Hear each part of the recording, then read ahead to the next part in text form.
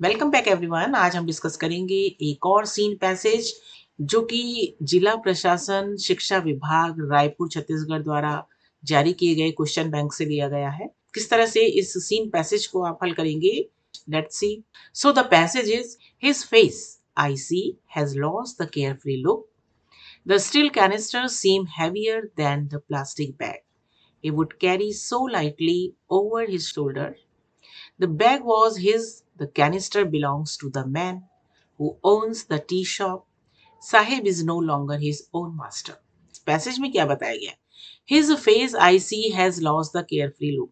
उसका जो चेहरा था मैं देखती हूँ कि उसके चेहरे का जो केयर फ्री लुक था, जो लापरवाही का जो भाव था उसके चेहरे पर, वो खो गया था। लापरवाही का भाव खोने का मतलब कि उसका चेहरे में अब मुझे चिंता दिखाई दी, उसके चेहरे में वो खुशी नहीं थी जो उसके चेहरे में पहले थी। The steel canister seem heavier than the plastic bag. जो स्टील का कैनिस्टर था वो प्लास्टिक के बैग से ज्यादा भारी दिखाई देता था। He would carry so lightly over his shoulder. जो प्लास्टिक का बैग था, जब भी वो प्लास्टिक के बैग को अपने कंधे में डालता था तो वो बहुत ही ऐसा लगता था जैसे कि बैग बहुत ज्यादा हल्का है। द बैग वॉज हिज, क्योंकि बैग जो था वो उसका था। The canister belongs to the man. जो कैनिस्टर था स्टील का वो उस व्यक्ति से रिलेटेड था, उसका था, जिसके कि वो टी स्टॉल था। Sahib is no longer his own master. Sahib अपना मालिक नहीं था।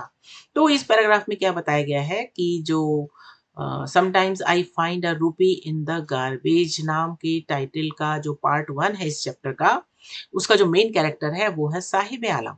साहिब आलम से लेखिका जो है बार बार मिलती रहती हैं, तो कुछ समय के बाद एक बार वो मिलती हैं, तो इसमें पैसेज में बताया गया है कि अब साहिब रैक पिकिंग नहीं करता है। Now Sahib has started working in a tea stall.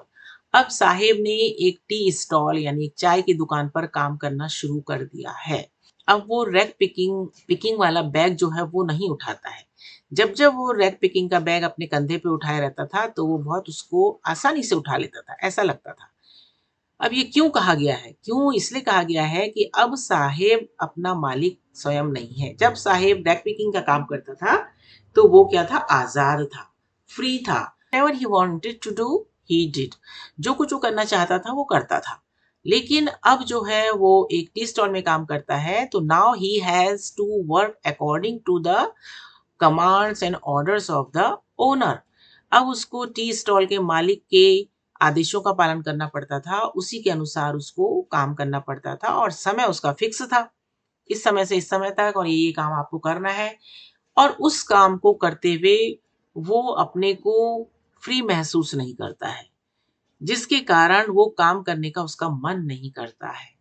वो बंध गया है, अब वो सर्वेंट हो गया उस काम करते करते, इसीलिए उसको काम करने का बिल्कुल भी मन नहीं है।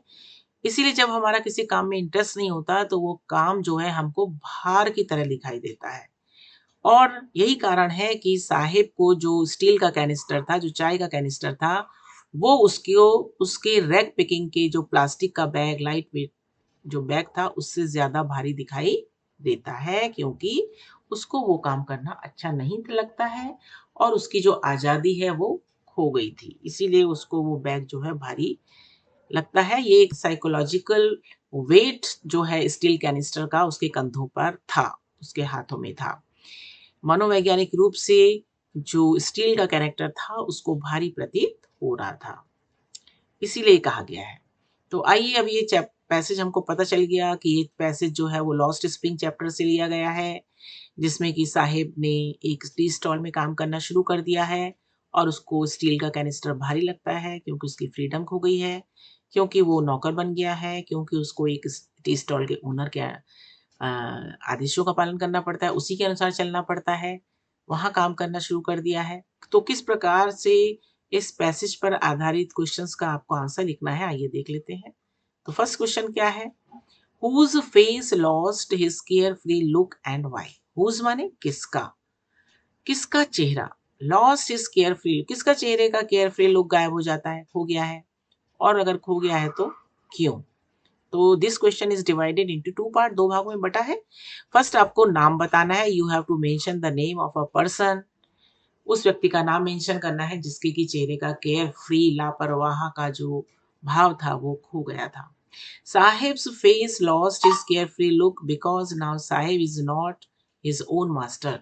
साहिब का चेहरा, किसका चेहरा? साहिब का। तो इसका आंसर हो गया sahibs face lost his carefree look.